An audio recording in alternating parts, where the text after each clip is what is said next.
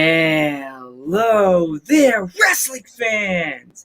Welcome to the internationally known Dudes at Ringside podcast. I am your host, Joe, the Panther Jr., and now introducing onto the mic, my partner in crime on this awesome trip around the world, the Happy Heel himself, the Metal Geek. What's going on, Ringside crew? What's going on, internationally known? What's going on, everyone? What's going on, Joe? Not too much, big guy. I want to toss a little Ghostbusters in this. Tomorrow's a big day for my other half of my community. But let's not talk about this now. Let's wait a little bit and talk about this after we introduce our guest. Do you want to hold on? Do you want to send some Greek gods around? Oh yeah, since my house was surrounded by Greek gods today, so get on one knee in respect for a Greek god himself. Go for it, Geeky. End of the name. It's like, he is the Greek god himself, Papadon. Yeah. What's up, guys? Thank you for having me. Dude, how's it going? Thanks for coming on again. It's an honor podcast to have you on our show. Yes. It's an honor to be honored. I'm looking forward to talking some shop with you boys. So let's rock and roll. Okay. Right. Hey, Right. So if our fans that we have right now are not familiar with you, and I don't know why they are not, but if they're not familiar with you, please introduce yourself. I am the alpha and omega of professional wrestling. I am the greatest unsigned talent in wrestling today. I am the greatest wrestler alive, period. I am the governor of Real Town and not a citizen of Leg Slap City. I am the Greek god Papadon, your boy, GGP. And you forgot the 3 belts. You did say it. No, I didn't say it. Yeah, I am the current Alpha Championship Wrestling World Heavyweight Champion, the Immortal Championship Wrestling Heavyweight Champion, and the Ronin Pro Wrestling Heavyweight Champion. And I am the real deal of professional wrestling. You could say I'm like the Thanos of pro wrestling. And instead of collecting stones or infinity gems, if you're really a deep cut diehard, then I collect championships. So I'm on a quest to go worldwide, to go collect as many championships as I possibly can. Maybe even surpass Ultimo Dragon and take a cool picture with the many titles. I was hoping you were going to go after Kenny. Kenny who? Omega? Yeah, that's a good one. Omega? Listen, I'd be more than happy to wrestle Kenny Omega. Without a shadow of a doubt. The guy's talented. But let's face facts. The guy's main eventing, and he's a face that runs the place at AEW. Unless they want to do some kind of Rocky storyline with me or something where someone out of nowhere comes and challenges him, and then I'm fine with that. But he's going to have his hands busy allegedly with supposedly some up and coming young whippersnappers that are going to be making a debut sooner or later, from what I hear. So we'll see. I don't know. I'll be more than happy to wrestle anybody. So who trained you? Who trained you into the business? It's real simple. I was trained by 2 individuals. Mainly, I was trained by Homicide at the LIWF, the Long Island Wrestling Federation Doghouse. And then when the Doghouse closed, I went to the NYWC Academy, and I continued training under the tutelage and got polished up by Mikey Whipwreck. So those are the 2 individuals that I consider my trainers in professional wrestling. Mm-hmm.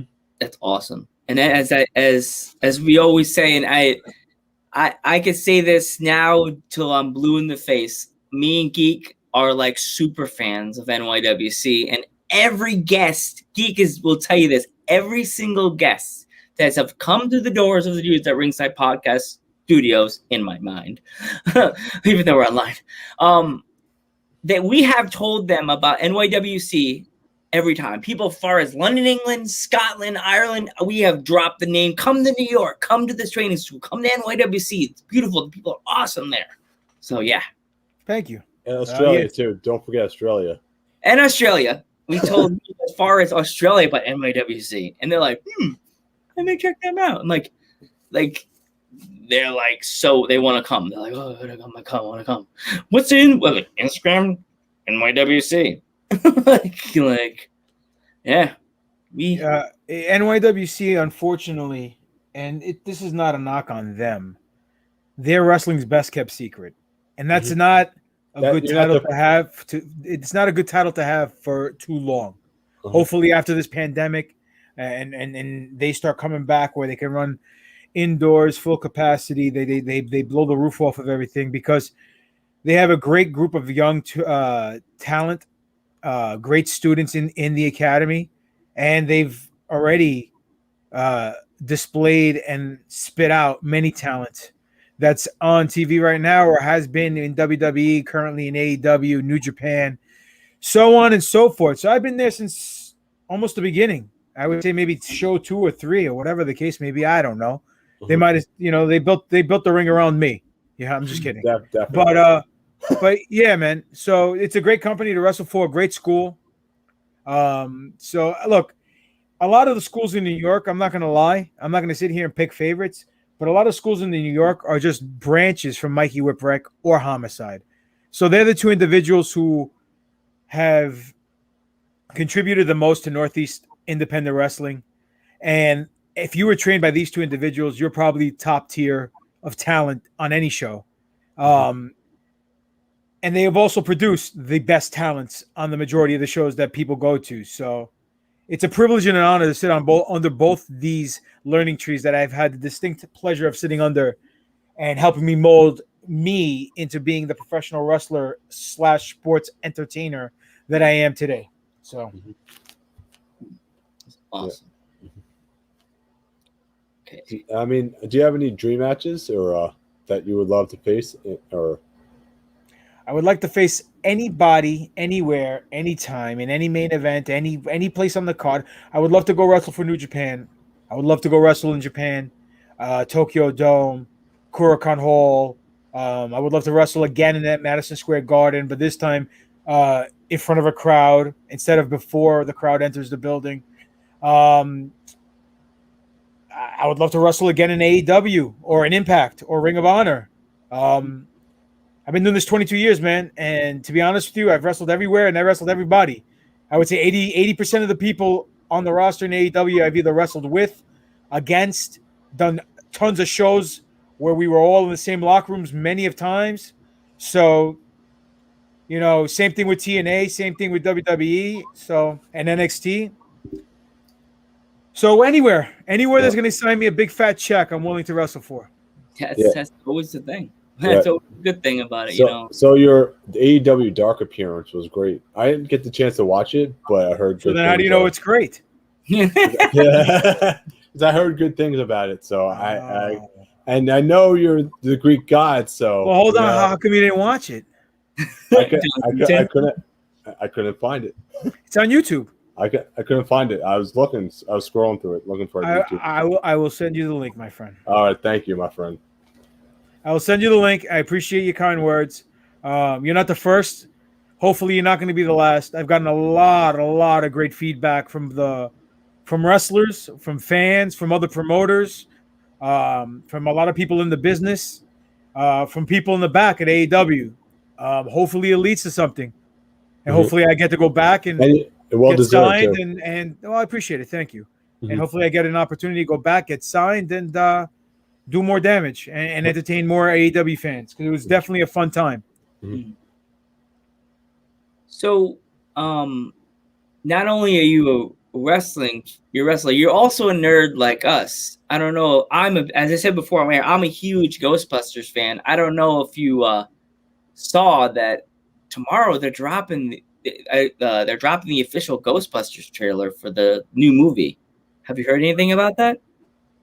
No, I have not, but I love the Ghostbusters female movie. No, I'm just kidding. Oh,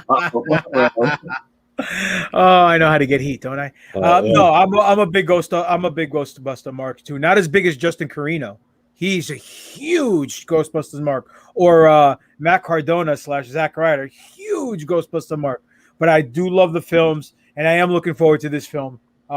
I didn't know the trailer was dropping tomorrow, but great. Yeah, I'll be looking forward to it. I was on the phone with Geek. We were talking, and all of a sudden I saw something pop on the Ghostbusters Instagram page, and I clicked it, and it was the car, and it said trailer tomorrow. And I'm on the phone with Geek, and I'm like, oh my God, it's finally happening. It's somebody happening. Sorry, this is not Joe Panther Jr. This is Ghostbuster Joe. It's happening. Yeah, Joe, it's like Ghostbuster Joe snuck out of the basement and started talking.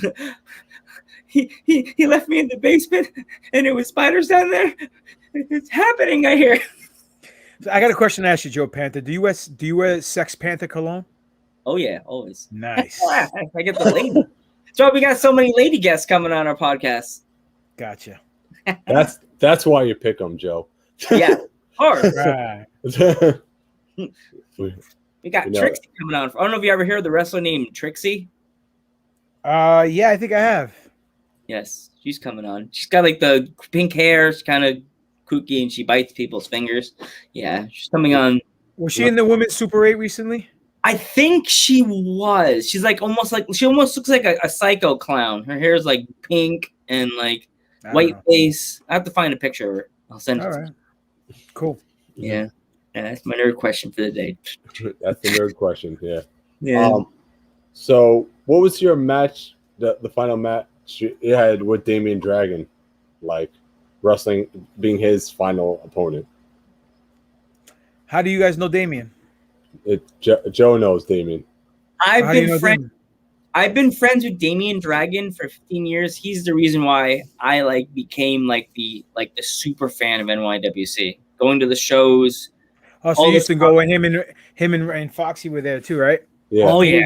And you disturbed Damian? That's when we started going. Yeah.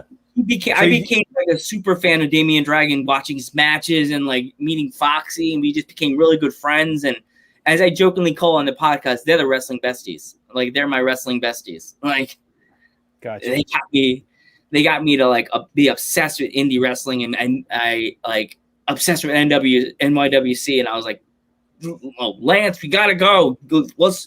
We would go in college, and we would pile kids from the school, like my college we went to, that weren't even from New York. They're from like Philly. And one of the guys in the chat, Thunderfeet, he lives in Philadelphia. And we're like, we're going to see NYWC. He's like, what the hell is NYWC? I'm like, it's an indie promotion. Just get in the car. You have $20, get the hell in the car. And you bring these kids that never even seen it, and they're like, this stuff is awesome. Who's Papadon's favorite opponent right there? Who is Papadon's favorite opponent? My next opponent. Uh-huh. People might think it's a cop-out answer, but to be honest with you, that's what I look forward to. I never look back. I do have a few opponents that I tremendously like wrestling, or I have wrestled and had a good, series of matches with that I look back on. But my favorite opponent is always going to be my next opponent, because every time I step in the ring, I always learn something new. And I always said to myself, the day I stop learning, when I step through those ropes, is the day I have to hang up my boots. So I always look forward to my next opponent being my best opponent and my favorite opponent, because I'm looking forward to the challenge, and I'm always looking forward to learning something new and making myself better as a performer and as an entertainer. Yeah. Who's someone you would like to work with at NYWC? I don't know. That you haven't. That's a good question. Mike Verna, Rex. I'd like to take his NYWC title and add it to my collection and be a two-time NYWC champion. We thought you would come out. What? Yeah, we thought you were going to come out and challenge Rex. Mystery match. We like. Listen, man, in due time. You don't shoot your load in the first show back. You know what I'm saying? No. Not saying it's going to happen. Not saying it's not going to happen. Buy a ticket and come and find out. Let's see. Who would I like to wrestle in NYWC? Anybody. I mean, I recently wrestled Aiden Bale. Yeah. And unfortunately, I've been doing this so long that to me, it's like changing socks. So wrestling to me is like a sixth sense, meaning that Aiden said, oh, remember the time we wrestled? I did this, that, and the other. I'm like, when did we wrestle? And I don't remember the match. Nothing against him or anything like that. This happened to me many a times. I wrestled, I'm when I started out, I was a singles wrestler, just Papadon at the Doghouse for like a year, maybe a year and a half. And then they put me in a tag team called The Solution. It was myself and Havoc, right? Rest in peace, Havoc. I love you, my brother. Mhm. Right? And we wrestled a tag team of Storm and Norman and Larry McKinney that were in ECW. And we wrestled them on a USA Pro show. But I've always wanted to wrestle them, right? I don't remember the match. If you were to ask me, hey, man, how was that match? I'd be like, yeah, it never happened. Then one day I'm watching an old match on YouTube that someone sent me the link. And lo and behold, we had like a 15-minute match. I'm like, holy shit, I don't remember that. Nothing, and it wasn't a bad match. It was a good match. It was just, I've done so much. So I've wrestled so much in the last 22 years, where I train every week. I have a show every weekend or 2 shows every weekend or 3 shows every weekend. And I've wrestled internationally. I wrestled all over the United States to the point where, I meet so many people and I've wrestled so many people that I forget. I should have wrote this shit down. So anyway, point being is that like I wrestled Aiden Bale and I looked forward to it and we had a great match. In my opinion, I liked it. Hopefully the fans enjoyed it and we entertained them. Thank you. But moving forward, anybody, I wrestle anyone that comes out of NYWC. They're all great wrestlers and great kids and great students, even alumnists.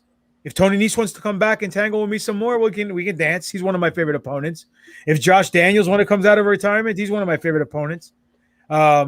If Fred Sampson wants to come back and battle me, Fred Rosser now, I'll be more than happy. No days off. I love wrestling Fred. We used to be tag partners, in Planet Entertainment with Vitko.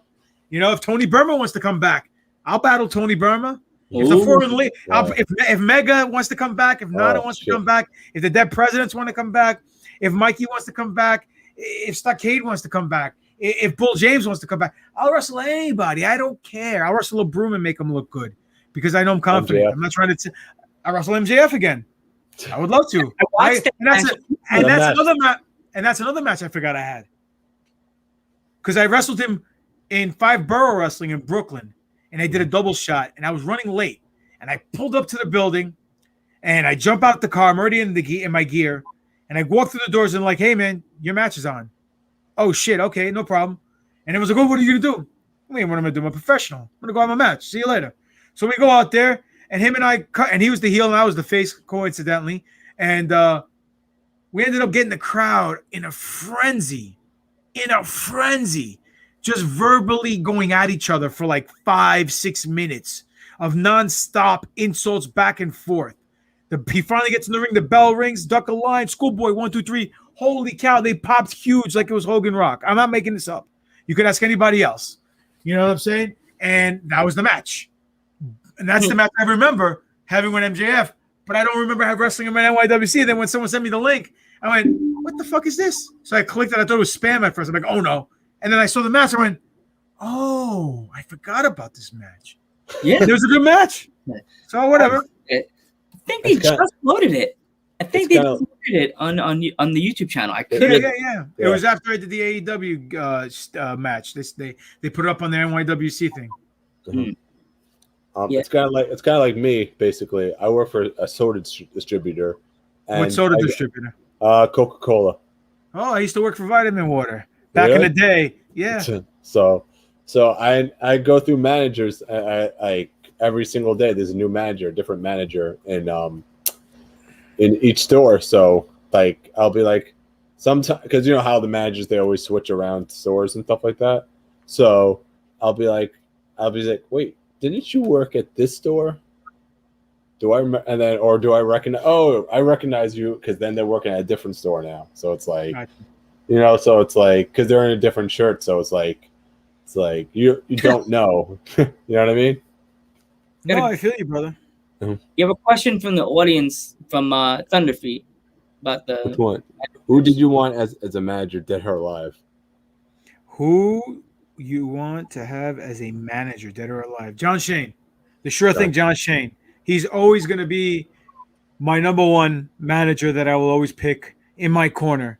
10 out of 10 times. Now, if I can't have John Shane for whatever reason, and I had to pick somebody, I would have to pick Prince Nana or maybe Rob Dimension. Mm-hmm.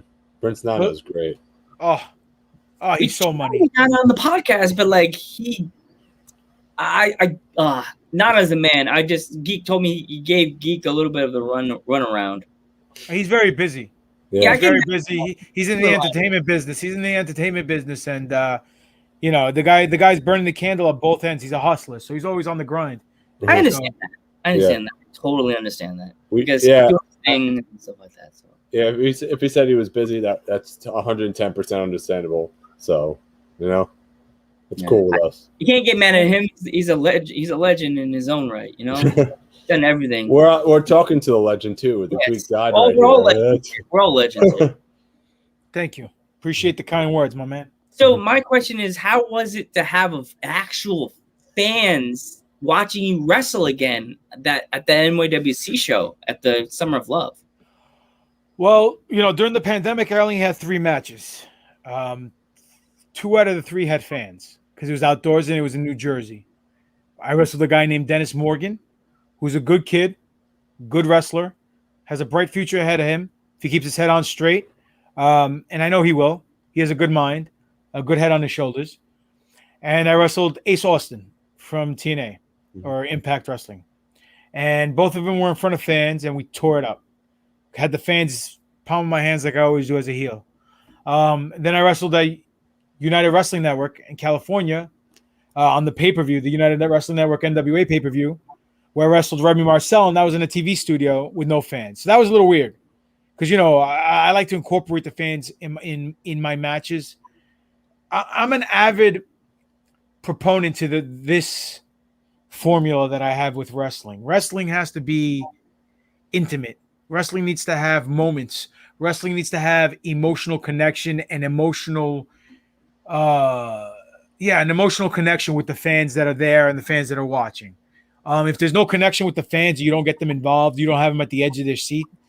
As a heel, if they're not willing to kick the barricades down and come at you with pitchforks and torches, then you're not doing your job as a heel. So that's what I like to do. I like to instill that emotional connection. To me, moves don't matter. I can come out, get a response just by giving a kid a look or giving someone a look or a disgusting look or a smirk or anything. So when there was no fans present, it's like training, but in your gear and fully oiled up and all that stuff. You know what I mean? Almost like a dress rehearsal, like a full-fledged dress rehearsal. But, it was what it was. It was great to be in front of fans. Unfortunately, being outdoors, the sound doesn't stay within the vicinity. It spreads out. So you really can't get you could get a good pop, but you don't get that great pop. You know what I'm saying? I get it. And I mean, look, you like the match with Aiden Bale.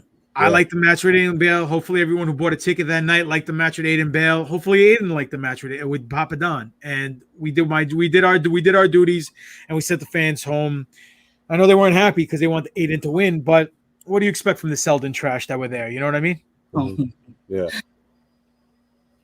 Yeah. That was a pretty interesting match. And also, Geek and I were like really busy that day. We're handing out stickers. We saw you, but we didn't get a chance to give you a sticker. So Geek, when he sees you at some point, he's gonna drop you. Probably the next show because I'll be at the next show. So. I have family obligations, so I can't make it. So it makes me sad. It makes me sad because Geek and I were planning. I'm gonna come down. We're gonna hang out, and go to the show, and then my brother decides I'm gonna come to the house on the 14th, and I'm just like, so bring him with you. I would. Kidnap him and bring him with you. I told him, I'm like, you gotta come. I told him, I'm like, it's gonna be a steel cage match. This is the main event. I'm Mr. Old School. Kind of hits me hard when he kind of told me it was kind of like a war game. Kind of like a war game. Like, like 6-man. It's a 6-man war games match. The main event. I was like, oh. Well, I'll be defending my titles that night as well. So. All right, so that's good. It'll be another stop on the Alpha and Omega Inevitable Tour. Definitely. This Saturday. I'm sorry. Keep going. Sorry. I was going to say this Saturday, 31st of July, I'll be out in Rome, New York, upstate bumblefuck somewhere, for Immortal Championship Wrestling on their comeback show. And I'll be defending all 3 titles against Rhett Titus. Wow. So that'll be stop number 2. on the Alpha and Omega Inevitable Tour, and hopefully, I'll keep defending the championships, and I'll keep winning championships, and add them to the collection, and we'll see where we go. Is there any championships you're eyeballing right now, or Yeah, I want the NWA World's Heavyweight Championship. definitely? I want to be the first Greek wrestler to win the NWA World's Heavyweight Championship, because as much as the NWA, I'm a big NWA mark from back in the day. I watched WWE when I was young, but when I fell in love with wrestling, it was Jim Crockett Promotions, the NWA, Sting, the Road Warriors, Luger, the Steiner Brothers, Doom, the Horsemen, the Skyscrapers, the Varsity Club, so on and so forth. Brian Pillman, Elegante, all that stuff. Sid Vicious, you name them. That was my cream of the crop. Language. What? Speaking my language. I'm the old school guy on the show. I'm 38. You said all the names you said. That's me. All the guys, Steiner Brothers, Elegante, everybody, all those guys right there. The Steiner Brothers, my favorite tag team of all time. So they have them belts. They have they're like, who championships? What? What do you mean? No, they have I used to get in arguments with kids about who the greatest tag team of all time. Like Steiner Brothers. It's not Steiner Brothers. No, it's not Steiner Brothers. Nope. They're there. They're on that list. You know what I mean? No, they're up there, but they're not my greatest. I don't think they're the greatest tag team of all time. Oh, I think the greatest tag team of all time is Tully and Arn. Yeah, because they can work anybody. They can work the Legion of Doom one week and make them look like $1 million. And then they can work the Rock and Roll Express and give a totally different match and make them look like $1 million. So that's my favorite tag team. Second is the Bulldogs. But, Road Warriors, the Dudley Boys, there's so many great tag teams over the years. You know what I'm saying? And they each contributed their own. But anyway, where are we going with this? I'm sorry. The little CTE's kicking in right now. We were saying that... defending your belts. You were talking about defending your belts. Okay, yeah. Defending it on the next show on the 14th of August for NYWC. Red Titus this Saturday at Immortal Championship Wrestling. And then how we get into tag teams? I don't know.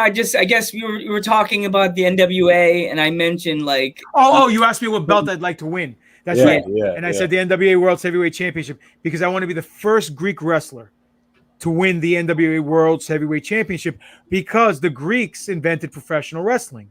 The Greeks invented everything. Definitely. We are the forefathers of civilization. Whether you like it or you don't, it's a fact. Mm-hmm. Now, I know what some people are saying. Oh, no, the pro wrestling, catch wrestling was invented in the carnivals. No, it wasn't. Wrestling is a hodgepodge, a hybrid of drama and wrestling. And real wrestling, or Greco-Roman wrestling, it's in the name, was invented by the Greeks. And drama was invented by Greeks. That's why it's called the Greek drama. Mm-hmm. And that's why you take those two ingredients and you mix them up together in a bowl, you get professional wrestling.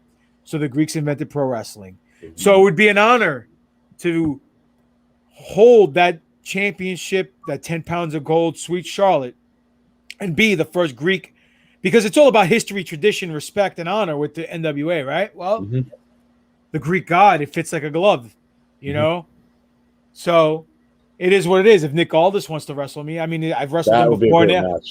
I wrestled Nick before. We're friends. We wrestled, I stayed at his house for 3 weeks when I toured in England, and we danced a few times in England, had a great time. So I would love to do it again on a bigger, grander scale for a lot more money than what Brian Dixon was paying us at All-Star Wrestling. But yeah, you and Nick in an NWA pay-per-view is definitely money. No, thank you. From your mouth to Billy Corrigan's paycheck to his checkbook. Hopefully it happens. We'll see what happens. And NWA, if you're watching this, you gotta book Papadon versus Nick Aldis for the NWA Championship right now. And then try to book a date with dudes at ringside, because currently we all book, baby. We were booked today, and then we had a cancellation. So yeah, we had a father-daughter podcast that was supposed to come on our show. I don't know if you ever heard of Straight Talk podcast. Sounds familiar. Yeah, there's so many. Everyone has a fucking podcast. I got 2 of them. You know what I'm saying? So Yeah. I technically do too. My this I dudes at ringside, and then I have Ghost Head Talk with my buddy Laura. Even though I just videotape myself with her in the background on Facebook on the screen. Like I thought you were going somewhat dirtier with that. I was going to say, oh, really? No. I just talk on the microphone, but I try to get a conversation in, but it's mainly just Laura talking about Ghostbusters, and I'm just sitting there like this. Oh, you done? It's just her talking for like 3 hours. It's me just sitting there like this. By the way, I never answered your question about Damian Dragon. Damian Dragon is a friend of mine. I've wrestled him many times, and we've always had great matches at ICW, at NYWC. I wish we had the NYWC match on tape, to be honest with you. That was a really good one. He's a great wrestler. And to be his last match was an honor. I said this on another podcast, and I hope I don't catch heat with him for this, but it was a good match. It could have been better. He got injured from a previous match, but it was what it was, the outcome. I didn't agree with it, but I still did business. Mm-hmm. Only because the Super 8, you're supposed to advance people. You don't win it just and then retire. You know what I mean? Yeah. And I could have been the first person to win it back to back and really stand out and have my own niche in the history book, as opposed to just being the guy who just won it. But I did make history being the only guy to win it, stepping in as ECWA champion and stepping out both as ECWA champion and Super 8 winner. So that's cool. I had a great run in ECWA. They were very kind to me. I'd love to come back if they're willing to have me and win that strap again. Mm-hmm. Add it to the collection. But Damien's a good dude and a fellow geek. Dude, he's awesome. He's awesome, by the way. He was on our podcast and he told us the story. He told us the story about his final match with you, and he said nothing but good things about you. So I can't say anything bad about Damien. Again, the outcome of the match I wasn't happy with, but that's neither here or there. It's all history now. It doesn't really fucking matter. But the match itself wasn't one of our best matches because of the injury, but it was a good match, and it's still a lot better than what you see on fucking wrestling today. Definitely. So, he's a good dude. Him and Saigon had a good run. He had a good run at ECWA, and that's it. I mean, he's a good dude, and he's a fellow geek, and he's a fellow comic book drawer like myself. He has a beautiful family, beautiful wife, beautiful kids. So he's a good dude. And I'm happy he's found a place now where he can do his martial arts and help people learn martial arts. And, good on him, man. Yeah. Good people. If I had to put him over again in the match, I'd put him over again in a heartbeat without even a second doubt. You know what I mean? Whether I agree with the outcome or not, business is business. I would do it again in a heartbeat. Mm-hmm.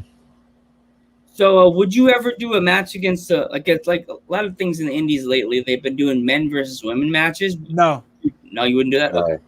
I'm a dad. I got 4 kids. I can't justify beating up a woman in a match, and then having my kids down the line seeing that match and see me punching some girl in the face or smacking some girl around in the ring. Mm-hmm. I have done mixed tag team matches where maybe one I've done. I maybe 1 or 2, but I can only remember one and that was an honor to do it, to be honest. It was a main event of a Marvelous show in Queens, New York, where it was myself and Chingusa, who's a legend in Japan and a sweetheart of an individual, versus at the time he was now he's known as Evil in New Japan, but at the time he was Takabe Watanabe, and one of the other female wrestler. Her name was Takumi, and we had a great match. Mick Foley was there because him and Chigusa are close, and he watched the match and loved it and put it over huge in the back. We got a great ovation from the fans, and it was great. And that's the only time I ever did. I think the only time I ever did a mixed tag. But we didn't wrestle. I didn't wrestle the women. I wrestled the Evil or Takabe Watanabe, and. That was it. I didn't have any interactions with the women. At one point, I grabbed the rope. She punched me in the face. I went, ow! And he gave me a German. And that was it. Yeah. But when she hit me, I sold it and I got mad at her and lost my train of thought. And that's why he was able to German me. which made psychological sense. But whatever, it was a great match. You know, I remember Watanabe was Young Lion. Was it Young Lion when he was Watanabe or? Yeah, when he was Ring of Honor, when he first came into the U.S. Yeah, and then he went back to Japan, and then he became like Naito's like apprentice in Japan. So, and then he became New Japan World Champ, right? Yeah, he became. That was the biggest shocker of the year. I never thought he would beat Okada. Listen, I told you I wrestled everybody, dude. I wasn't kidding. You know, from Evil to fucking Bam Bam Bigelow, I've wrestled them all. That's crazy. That's amazing. It's a legend right here. Okay, one of our Thunder Feet wants to know. Was it like did you ever wrestle Samoa Joe? Of course. Yeah, I know he said wants to know what it was like. Go watch it on YouTube. Yeah, there you go, Thunder Feet. There you go. It was a good match. It was for 5-borough wrestling. I was the champ at the time. He just got signed to WWE. This is when he was doing his WWE shots in the beginning, and then he signed a deal. And this is one of his last deals he did on the Indies. It was a long card. Everybody went over on their time. We ended up going into the ring, I think, around 10 to 12 or around midnight. So it was a good match, but it wasn't like a typical let me drop you on your head and no sell everything type of, nonsense match. It was a good wrestling match, a good WWE style match. You know what I'm saying? And enjoy it. It's on YouTube. Listen, I've wrestled Samoa Joe. I've wrestled CM Punk. I've wrestled Daniel Bryan or Bryan Danielson. Homicide Low-Key. I've wrestled them plenty of times. Everyone from Ring of Honor, everyone from ECW I've wrestled. So I've wrestled everybody, man. Literally. I'm not making this shit up. I wish I could tell you I've wrestled Goldust. We've had a great match in Connecticut. Just tore the house down. I don't know what to tell you. That's amazing. I hate to ask this question. I know where you're going, and I don't know why. No, but I'm gonna get heat for this. But what was the kicks from Low-Key like? Were they how stiff were they? They weren't stiff at all. Low-Key is a consummate professional, and he unfortunately gets a bad rap. Can he be difficult? Yeah. Was he difficult with us? Nah, he wasn't. Did they hurt? No. Did he lay him in? Yeah. But you know what? I'd rather he lays him in so people can look. Wrestling nowadays, people do all this hokey pokey leg slap city bullshit. That's what I call it, citizens of leg slap city. Mm-hmm. And they connect. They no sell a punch. They no sell a kick to the back of the head, but they'll sell a chop. Mm-hmm. Like it's a gunshot, which makes no goddamn sense. But back in the day, everything was phony baloney, hokey pokey, and people believed it was real. Maybe because, kayfabe was a little stronger back then. The mystique of certain individuals was around. There wasn't no social media. Maybe that was the issue. But, Low-Key is a consummate professional. He'll lay him in. I'd rather he lay him in and have me feel it so I have something to sell than him not touch me and him slap his leg, which he doesn't do. But him slap his thigh and it just looks like shit. So hopefully that answers your question there. All right, gotcha. So I know we did the manager thing, but who from the past would you have wanted to wrestle that's not with us anymore? Anywhere. There's so many people. Eddie Guerrero, Benoit. Let's see, who else would I love to wrestle? Dynamite Kid, Macho Man, Hayabusa.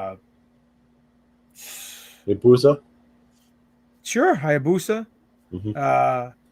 Let's see, who else? Misawa. Misawa would have been great.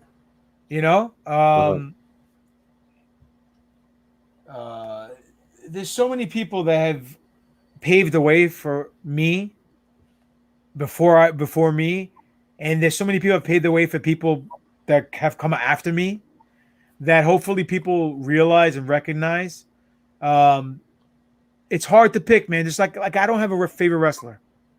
You know what I'm saying? Mm-hmm. There's certain people that I emulate my career after, their certain style, but I don't have, like, people are like, oh, who's your favorite wrestler? What's your favorite match? I really don't have one. You know what I'm saying? Today I feel like watching this guy. Tomorrow I feel like watching that guy. You know, like, I don't know. I watch everything, and the good thing is I'm like a sponge. I absorb everything I watch. I observe everything that people tell me. So I'm like a chameleon. I can wrestle every style of professional wrestling, and I've wrestled Hoovertude, I've wrestled La Parca, I've done lucha libre matches versus Hijo de Rey Mysterio. You know what I'm saying? I've wrestled the UK style, the world of sports style, the quote unquote Japanese strong style, traditional American. I mean, there's so many people that I would love to wrestle, and I would love to wrestle Jericho. I would love to wrestle Jericho. I was supposed to wrestle with Fit Finley, and that got canceled. I would love to wrestle Fit Finley. Oh. I would love to wrestle William Regal. You know what I'm saying? These are guys, you know, there's like there's so many guys, like Lance Storm. He's on my list. I would love to wrestle. You know what I'm saying? Like, just so many guys I think I would have great matches with, because I'm confident in my ability to bring what I know what to do great to the table. So, have you ever wrestled Kenta Kobashi or Shibata? No, I would love to. You know who I really love to? I would love to wrestle Minoru Suzuki. Oh man, I would love to fucking go roll with him. That match would be amazing. Thank you, man. That match would be freaking amazing. By the way, we actually had a female wrestler actually from England that was trained by Lance Storm come on our podcast. I don't know. What was her name? Kiara. Sounds familiar. Yes. She Lance, I've met Lance. Lance and I are associates. I wouldn't say we're friends. We're cool with each other. You know what I mean? Here's a little Lance Storm story.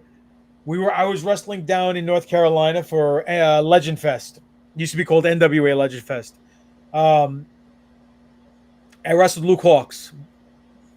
Now, Luke Hawks is a brother from another mother for me. We're very close friends, right? We're good guys. We're good boys. I asked Tommy Young, the referee, to referee my match. He was only there to referee the Rock and Roll Express match. So I asked him, and he's like, I don't know, you young whippersnappers, I can't keep up with you. I'm like, listen, I'm not going to blow you up. Trust me. You'll see how I work. He goes, I don't know. I was like, all right, listen, I'm not going to pressure you. If you don't want to do it, don't do it. If you do want to do it, I'll be honored. It's on my bucket list, because you're to me, you're the greatest referee of all time. He goes, where you from, kid?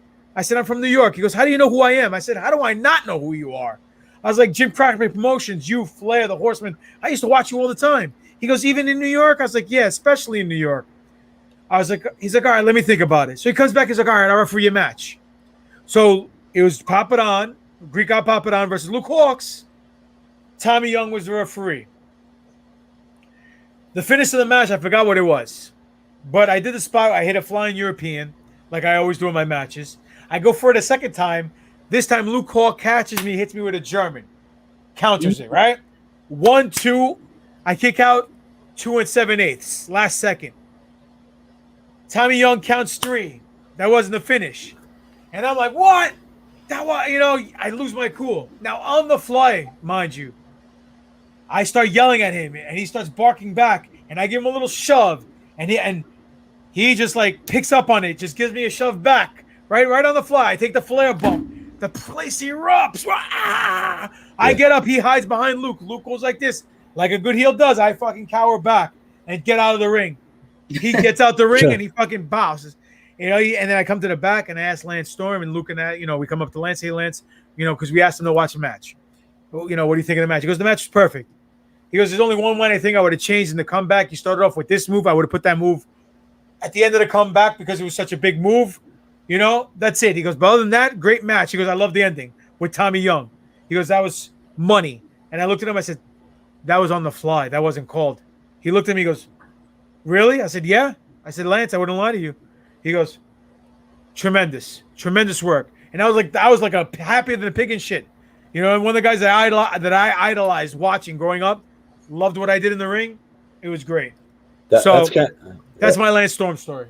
That's kind of like the story Kiara told us. She's like he nods when your approval. He doesn't say nothing. He doesn't say much. He just nods like this. Cool. Yep. Yeah, but for your approval, he doesn't say much when he says the match is good. Yeah. Well, he told us the match was good, so Yeah. and we weren't his students. We were just two indie guys. You know what I mean? Maybe maybe it's different with his students where he just nods. Yeah. So. You know. Yeah. Yeah.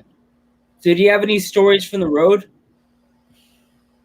Come on, man. There's a bear shit in the fucking woods. Of course I do. Joe. He probably has 20 years worth of stories. Probably. I definitely do. Whatever I remember. I can't say all them all because I don't want to incriminate anybody. But yeah, I got plenty of stories. Yeah. Okay, cool. Like the ones you won't get anybody in trouble for, like the funny ones, like getting funny stories. That's what I meant.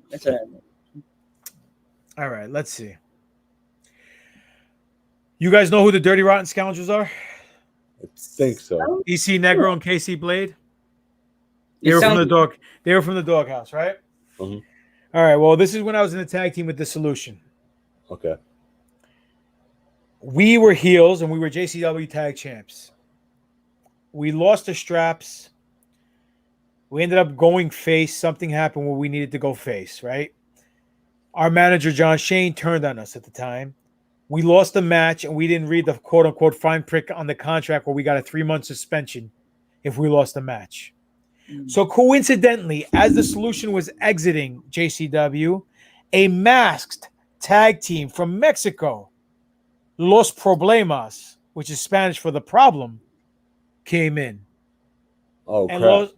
Los Problemas was obviously me and Havoc under the hoods doing the Midnight Rider, a.k.a. the Mr. America gimmick. And we'd cut promos in Spanish, and I don't speak Spanish. You know what I'm saying? I know words. So I would say Los perros es muy verdo y muy simpático, which means nothing. It's just words put together, but the way I say it, it makes it sound almost like a kung fu flick. And Havoc's tagline was he'd look in the camera and the promos and go, "See." And it got over. We stole that from Kai and Tai with the Indeed when they used to do the gimmick back in the 90s, right? Yeah. So it got over, and we got over as Los Problemas to the point where we would do you guys ever see My Blue Heaven with Rick Moranis and Steve Martin? No. Oh, yeah, it's a great movie. Well, we do a little dance in the ring, a little haha, you know what I'm saying? And we do commentary, and I'm on commentary trying to speak Spanish, and I'm like, tacos, burritos, tacos, all this crazy shit I would say. Right? And then I'd break it and be like, oh, I got to be right back. And they're like, what? He just spoke English. What's going on? So we never fully broke the fourth wall, let people know that we were, but they knew. They had to know, right? So we were feuding with the Dirty Rotten Scoundrels, and those fuckers, being Dirty Rotten Scoundrels that they are, they stole beer from behind the bar to drink a beer, and they got fired. So the angle got dropped. Oh. So that's one story. Another story is Havoc and I would wrestle for WXW for Alpha's promotion before we moved it to Florida and Pennsylvania. And I was driving one time, and I fell asleep behind the wheel on Route 80. Now I have I would say blessing that if I fall asleep behind the wheel, I always take my foot off the gas, put it on the brake. It's second nature to me, right? So I'm in this middle lane of Route 80, and I come to a dead stop. Middle of the night. It's like 1 o'clock in the morning. Havoc fell asleep before I did riding shotgun. And Havoc looks over at me and goes, all right, man, good night. He thinks I'm dropping him off in front of his house where he lived, right? So he goes to step out of the car in the middle of Route 80. All of a sudden, car passes by. And he flips the fuck out. You stupid motherfucker. You almost killed me. I thought you were dropping me off in front of my house. Yada, yada, yada. Reading me that riot act. Just verbally berating me. And I'm sitting there like a little puppy dog, like my head down, like, I can't say anything. He's right. I fell asleep. I shouldn't be fucking falling asleep behind the wheel. So as I'm driving, 5 minutes later, as he's all like, all freaking huffing and puffing in the passenger seat, not all upset. I look over him. I go, like a little kid. I look at him. I go, "You fell asleep first. You stupid motherfucker! I wasn't driving." Blah blah blah. And I'm sitting there just trying not to laugh because I'm trying to egg him on. So that's another road story. Jeez. There's so many, dude. There's so many. I don't even know where to begin, to be honest with you. But those are just two off the top of my dome that I like to tell people. Yeah. And that was it.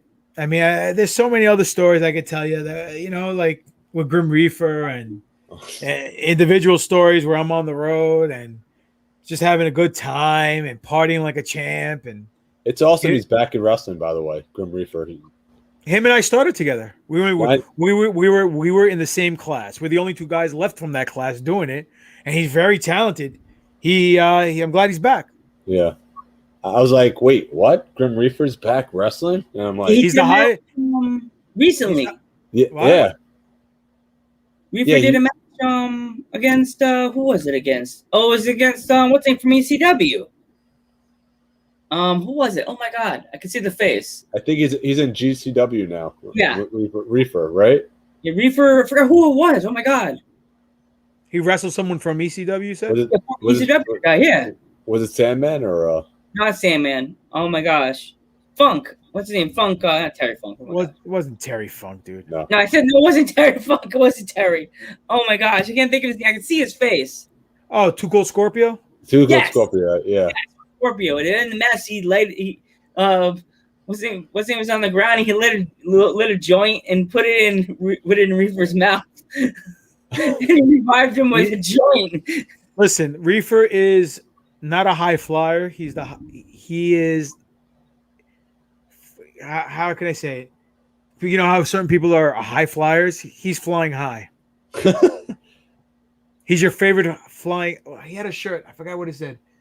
Grim Reaper, your favorite. I don't know. Whatever. I fucked it up. Never mind. Move along. Nothing to see here. Yeah. These aren't the droids you're looking for.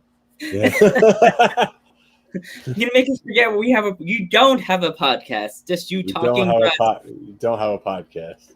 So I'm like, but I'm already possessed by Zool. So I guess it doesn't work on me. I'm possessed by Zool. What? I'm gonna check the terror dogs. Yeah, they just do this. Joe's not the biggest Star Wars fan. He's more of a Ghostbusters fan. I have no problem with it. My sister's a Star Wars fan. I'm a ghost head. But it's still cool, though. Listen, to each their own. Look, I do a podcast, a Star Wars podcast. It's called The New Force Order. And if you look at the font, it's the NWO logo, but with an F. And it's the New Force Order. It's myself, my Alex Arroyo, Dr. Alex Arroyo, who's an actual doctor. He actually does UFC and a lot of the indie wrestling events in New York and WWE when they call him and this stuff. And now as being the doctor for the State Athletic Commission. And my buddy Spiro Antonopoulos, who's also a Greek, who's a photographer / indie film director. So it's an eclectic group. We've had a lot of people on the show, and it's an audio podcast. Our YouTube game is very weak, only because Spiro. I'm sorry, YouTube is weak because our channel on YouTube. It's like nobody really follows on YouTube. It's more Facebook and Twitch. Yeah, that people follow. With the Star Wars podcast, the New Force Order, we were putting episodes up on YouTube. But Spiro is the visual guy who does all the graphics and the engineering and the producing for the visual podcast. But he's been busy with work and he just had a new kid. So he hasn't had the time to sit down and be able to throw up all the shows and make it look professional and all purdy and nice. So we just do the audio podcast, and you catch us on Spotify, iHeartRadio, Podbean, Apple Podcast, iTunes, all that shit. So it's New Force Order, man. Go subscribe if you like it. Definitely. It's not your typical Star Wars podcast. I'm gonna be very straightforward with you guys. Doc and I do a lot of crude humor. We both grew up in the 80s and the 90s. It's not fucking snowflake, safe space, PC friendly podcast that we paint by the numbers. We bust each other's balls. We see a lot of stupid shit to each other and just in general. But it's fun. And if you like that, cool. If you don't like it, whatever. It's not your cup of tea. It's not your cup of tea. And I also do We were on Twitch. We got thrown off of Twitch. We were on YouTube. We got thrown off of YouTube. I do a conspiracy podcast. It's called The Conspiracy Horseman. It's myself, Stevie Richards, Big Sal Graziano from the FBI, and Bin Hamin. 4 pro wrestlers that talk shop. Not only conspiracies, but we are the type of guys, because we've been in the wrestling business and we've been for so long, able to detect a liar and detect bullshit and detect the work has become second nature to us, right? Just like it's almost as easy as breathing the oxygen in the air. So we dissect everything, we analyze everything, and we question every narrative that's presented to us by the mainstream media, and we present it to the fans, and we let them make their own analysis. But the problem is, like I said, we got thrown off of Podbean, we got thrown off of Twitch, we got thrown off of YouTube and demonetized because we're telling the truth. We had what's his name, John McAfee on twice before he got suicided. We just recently did an interview with David Icke. We're going to throw it up soon so people can watch it. We've ended Tim Alberino, a bunch of other individuals, just like the Star Wars podcast. I've interviewed a lot of wrestlers like Shane Helms, Crowbar, who like Star Wars, and a lot of guys in the Star Wars game. The guy, Steven Stanton, who voices people in the Star Wars animated series. We've had the Yoda guy, Nick Malley, one of the puppeteers who created Yoda, on the show. We've had my buddy Ken Knapsack, who used to be with Collider, on the show, just to name a few. But, we've had tons of people on. And if anyone out there, and here's a shout out, if anyone out there likes Star Wars fan films and all that stuff, there's a ever so spiffy. Well, subscribe to our podcast, New Force Order, man. You'll have a good time. So we had 2 guys on who did an indie film, an indie film, and now it's an indie series. It's a fan film. It's called Bucketheads. I strongly suggest to go watch it on YouTube. It is fucking phenomenal. It is from the point of view from the Stormtrooper, but it's awesome. It's done awesomely. Like, I can't even tell you how great it is. So I've seen other fan films and I'm like, whatever. But this is really done spot on. Like you watch and you're like, wow, I can't believe these fuckers did this. You know what I mean? It's that good. So anyway, Bucketheads. Shout out to them. Yeah, Mandalorian was great, by the way. Absolutely. I love that series, by the way. Luke Skywalker coming back. I called that in season 1. Yeah, Luke Skywalker. That Luke Skywalker was going to blow a comeback. And my not to put myself over, but my co-host is like, you're fucking crazy. No fucking way. And when it happened, he was watching it.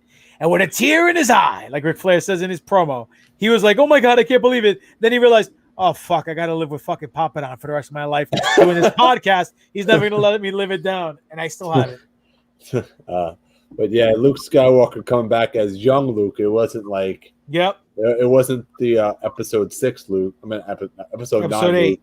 Episode 8 Luke, where he was old, but it was like the actual young Luke from the old series. So, yeah, which was awesome. And greatest TV moment in TV history. Definitely, So, did you ever play any of the Star Wars games, like for the PlayStation or the Xbox? What did you think? But no, you didn't? Okay.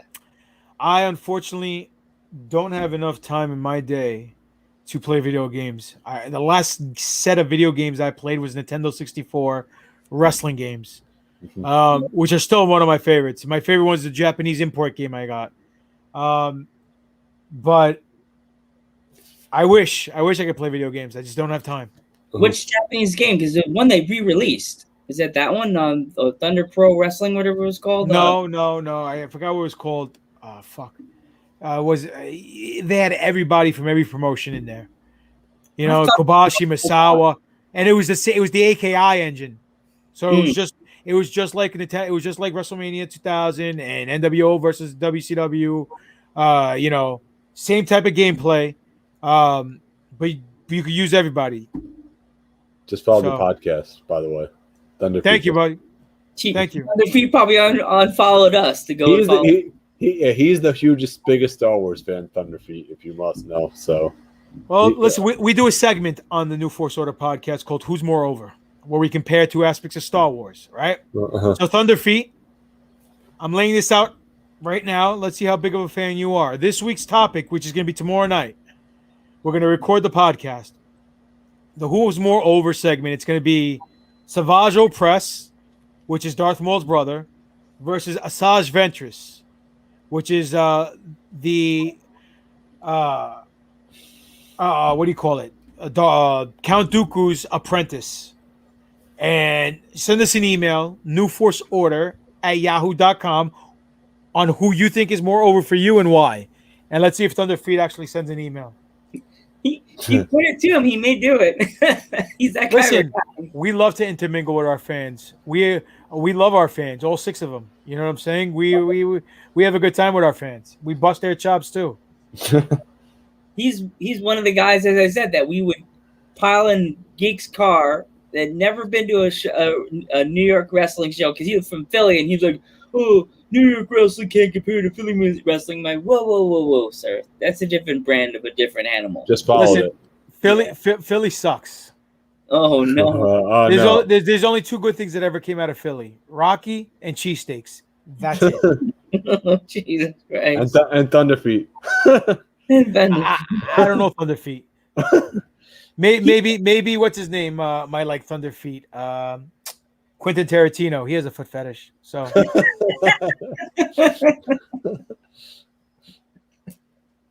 but yeah. I know you're a Star Wars fan, but are you a Rick and Morty fan, or have you seen? I never watched it. Never watched it. That's if you're a comedy fan, that's one series you gotta get. Oh, into. I love comedy, dude. I love it, and I heard it's great. Dude, the comedy in that show, like the writing is so ridiculously smart.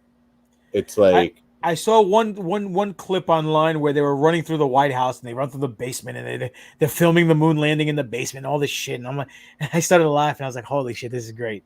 But yeah, I heard nothing but good things about that show. That's a great show. I haven't seen the last episode, but I gotta go back and watch it because this season has been really funny. So, you know what's a great show you guys might like? Kim's Convenience. Kim's Convenience. It's on Netflix. Okay. The guy who played the Asian X-Wing pilot is the main actor of the show. Uh-huh. From The Mandalorian. If you watch The Mandalorian, he was the Asian X-Wing pilot. Mm-hmm. Was with Dave Filoni as an X-Wing pilot. Mm-hmm. He gave Cara Dune the badge. He's the main actor, but it's a good. It's funny. It's a funny fucking show. So hopefully, it's 5 seasons deep. They just fucking canceled it on Netflix. I don't know why. Hopefully they bring it back because a lot of people love it. But we'll see what happens. Mm-hmm. Okay. I think what else I need to ask. Yeah, I got a question. Ask a million more questions. I'm here, bro. All right. This is gonna be a little sensitive, but what was your feelings on the end of the GCW show with Matt Cardona with the fans throwing the stuff in the ring? I think it was. I popped huge when I saw the clip online. It reminded me of the NWO in '96. Yeah, I felt bad for the wrestlers. They might get hit with glass or something, but the heat was ridiculous. All right, you guys are fans. Let me tell you one thing, and this is my flavor of ice cream, right? Wrestling is like ice cream. You got chocolate, you got vanilla, you got strawberry. Am I a fan of hardcore wrestling and death matches? Absolutely not. Yeah.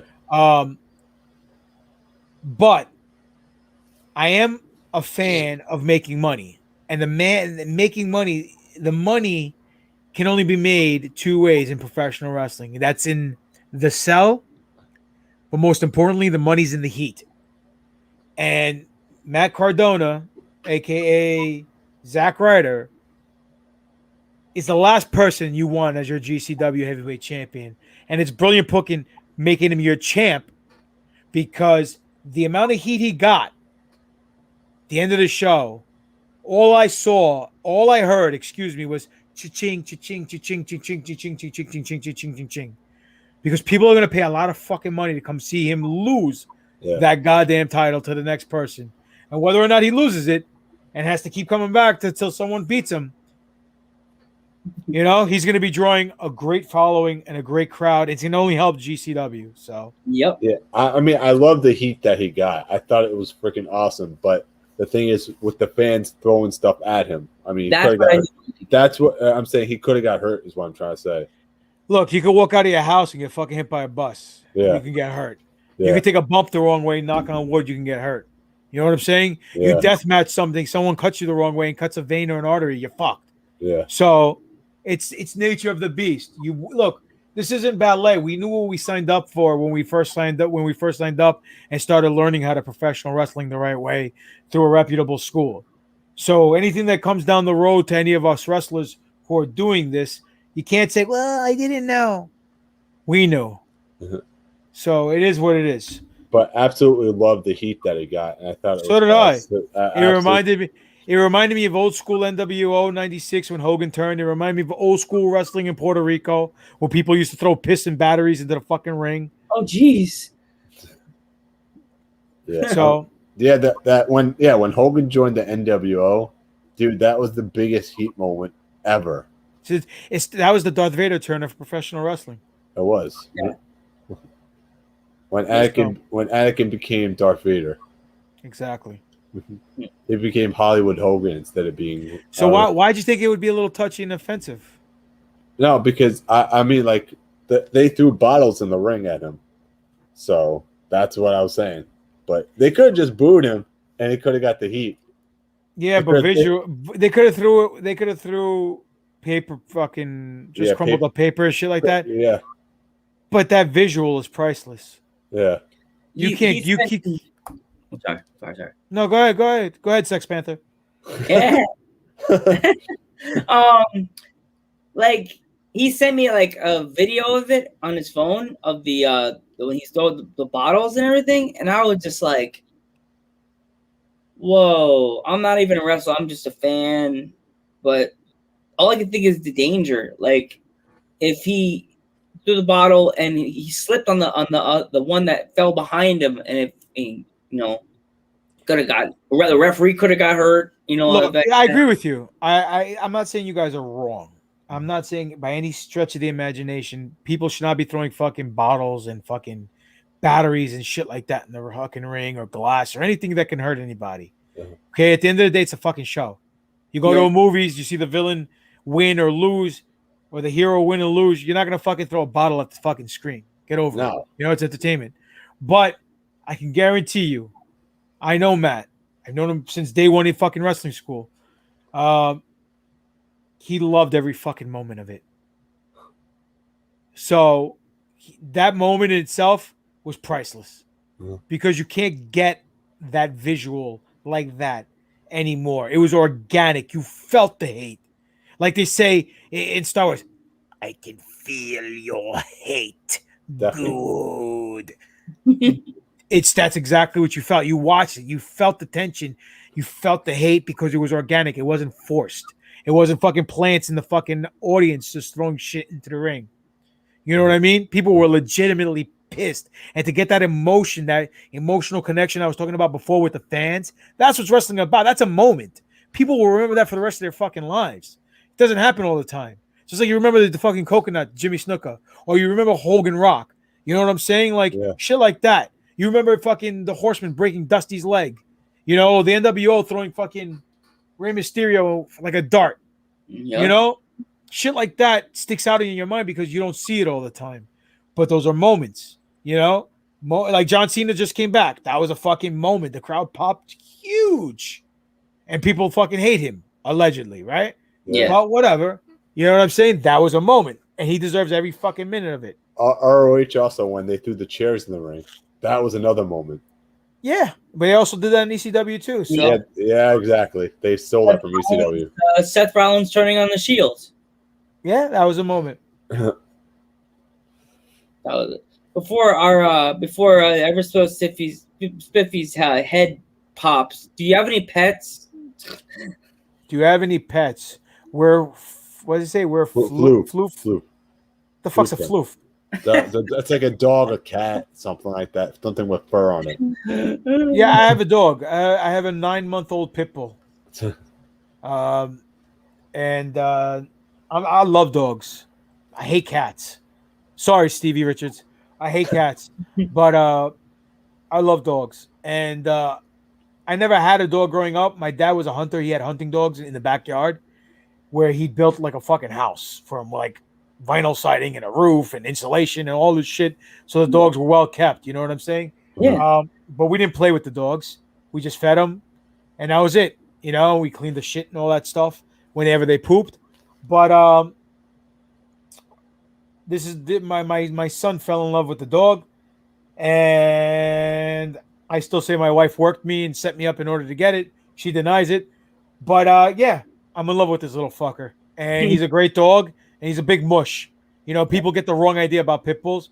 It's all about the owners, how they treat the pit bull and how much affection you show them. It's like having a baby, a child. So it's awesome. Yeah, 100%. And his name's Apollo, just Apollo. so you people know. Yes. Good name. Yeah, I had two wiener dogs. One we had to put down recently because she had a brain tumor. It was sad. Oh, I'm so sorry, dude.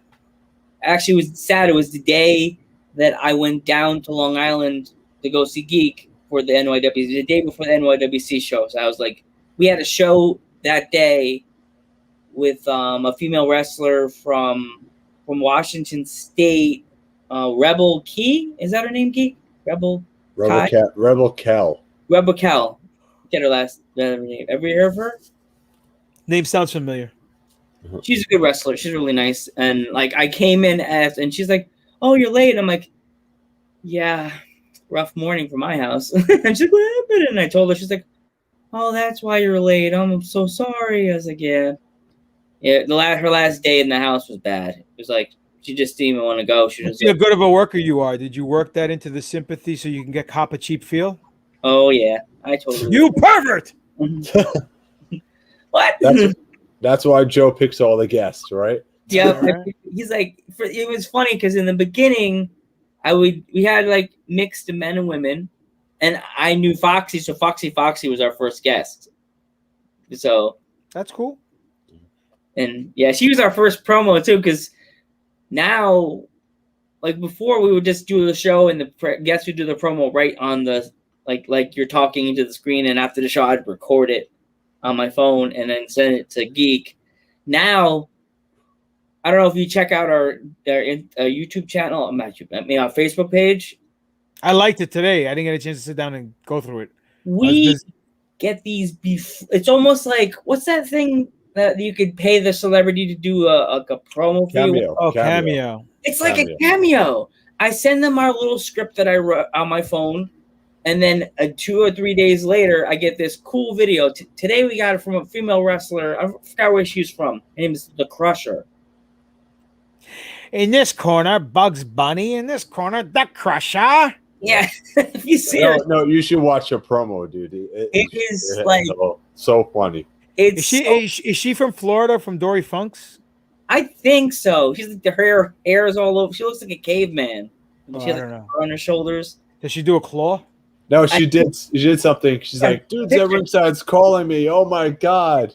She's like, dude's at ringside. I need to get on the podcast. She has like an old radio in her hand.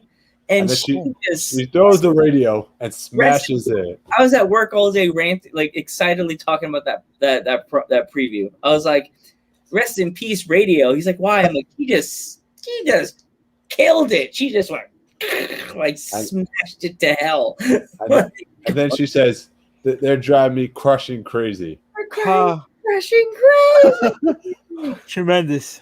And then the camera turns to her cell phone. It says "Dudes at Ringside Podcast," and then you could swipe. You know, on Instagram that you could do a FaceTime call-ish thing on there. I guess. Yeah, that's what it was. But it was cool. And then cool, man. That's awesome. We got one girl from called Trixie. I think she's the East Coast wrestler, as the one I was talking about before. Yeah. She had an axe in her hand. I was thinking, am I gonna get flagged on Instagram and Facebook for this video? That's what I like to think. We're gonna get flagged because my dad's like, why? I'm like, she has an axe in her hand. My dad's like, as long as she's not using it on anybody, you won't get in trouble. So yeah, we get it. Like Geek thought, or we're just gonna get these videos, just make them when they're on the podcast. And I'm like, let me ask them. Maybe a lot of them are home, not doing anything. They'll make promos for us. And I'm like, my dad's like, want to know why they're making promos for you? You and Geek? I'm like, why? because they're in a pandemic. They can't wrestle. This is a way of them practicing their promo skills. Hold on a second. Let me explain something to you. I'm gonna correct you here, and Okay. hopefully you don't make the same mistake twice. Okay. Okay, professional wrestlers are athletes. We train. Plays practice. Wrestlers train. Continue. Okay. Yeah, my dad says because they are making the promos for you in decency because they're coming on your podcast. The nice thing they're doing. Okay. But they're practicing their mic skills by talking to the camera and reacting in their character for you in video. Scene, that's all. He's not wrong. He's not wrong. And he's watched every one of the promos. He follows us on Dudes at Ringside. But then he gets mad at me because I have to slow it down because I go cuckoo. Like, I get a promo and I'm like, promo. I post him, post. Now I'm starting to learn to post. I wait, and then I'll wait like a day or two, then I'll post the next one. Because I used to post, like, every day. Everything we got. All in one shot. And now I gotta wait. I gotta pay. So you premature ejaculated your promos. Yes. Yep. Yep. Exactly. It's all right. It's all right, Grasshopper. Yes. I get excited. So, do you have any of the titles with you, or? Yeah, they're upstairs. Too lazy to go get them though. Sorry. That's all right. We call ourselves Dudes at Ringside, the Homer Champions. No, the home pause of champions. Nice. Yeah, I got the belts with me. Yeah. I tell people that I know I did. Like, God damn it, I fucking rid myself. They're like, why? I was like, because now I got to carry all these goddamn belts everywhere. It's fucking heavy. It gets annoying. But you know, I'm just kidding. I like. Look, it's a distinct honor to have someone give you that vote of confidence, even though it's a work. What we do, it's still a vote of confidence that they're trusting you to be the face of their company. You know what I mean? And I've held many titles in my 22 years of wrestling, tag team titles, a lot of heavyweight titles, so, and in many states. So I'm very lucky that people around this country see me as somebody who can represent their brand, their IP, be in the main event and draw a good house. Because that's what I like to do, man. So that's what I've been doing. That's what I'll continue doing. Thunderfeet said he sent the email. Awesome. I'll read it on the show tomorrow night, brother. Hey, see, you got him hooked now. You don't know Thunderfeet. You got him hooked. He's on this. Look, that's as a podcast host, that's what I want. I want to intermingle with the fans, and I want diehard fans like that will always come back to the show and chime in and say whatever they want to say when they want to say it and become part of the show, because that's how it, something becomes, you make that emotional connection like a match. It becomes organic. You know what I mean? So that's why I guess it's important, because to follow the page, because you never know who could like it. And I mean, look, it's like on Instagram, it's New Force Order. On Twitter, it's at NFO_podcast. And on YouTube page is New Force Order, but again, it's a weak page. And Facebook, it's official New Force Order. So you go to any one of those social media sites and click what I just said. Just like it, follow it, subscribe. You can even go follow my wrestling page, Greek Papadon on YouTube, where I have a bunch of matches and promos. You can watch all that shit and have a good time. Yeah. So Oh. Take your pants off, crack a beer, and watch GGP. There you go. What was your experience in AEW like? It was awesome, man. You know what? I'm not going to say what I'm about to say just because I want to work there, but I'm going to be very truthful with you guys and whoever's listening. It's the God honest truth what I'm about to say. It is one of the most laid back yet well-run atmospheres I've ever been a part of.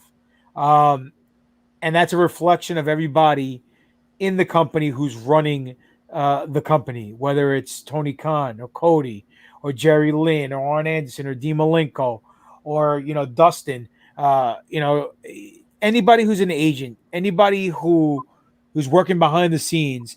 It was such a well-oiled machine, but yet it was so laid back. Nobody's walking on eggshells. Everyone's having a good time. Everyone's calm, collected. Everyone's looking forward to the show, doing what they need to do.